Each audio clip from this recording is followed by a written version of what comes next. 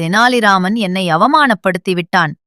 மன்னரும் அதனை ஏற்று ராமனுக்கு கடுமையான தண்டனை கொடுக்க உத்தரவிடுகிறார். காவலர்கள் தெனாலிராமனை காட்டுக்குள் அழைத்துச் செல்கிறார்கள். பெரிய பள்ளம் தோண்டி கழுத்தளவு மண்ணில் புதைத்துவிட்டு யானையை எடுக்கப் போகிறார்கள். மண்ணுக்குள் சிக்கியிருக்கும் ராமன் தவிக்கிறார்.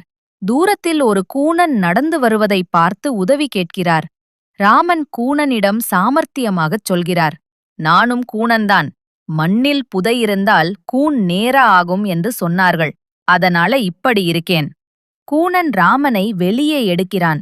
ராமன் தனது கூன் நேர்ந்துவிட்டது போல நடித்துக் கொள்கிறான். அதை உண்மையென்று நம்பிய கூனன், நானும் புதையனும் என்று கேட்டுக்கொள்கிறான்.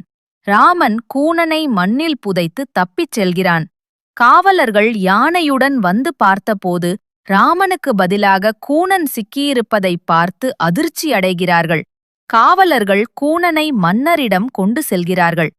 மன்னர் சிரித்துக்கொண்டு, இது ராமனால மட்டும்தான் முடியும், அவனின் அறிவே அவனை காப்பாத்தியது என்று சொல்லி ராமனை மன்னித்து விடுகிறார்.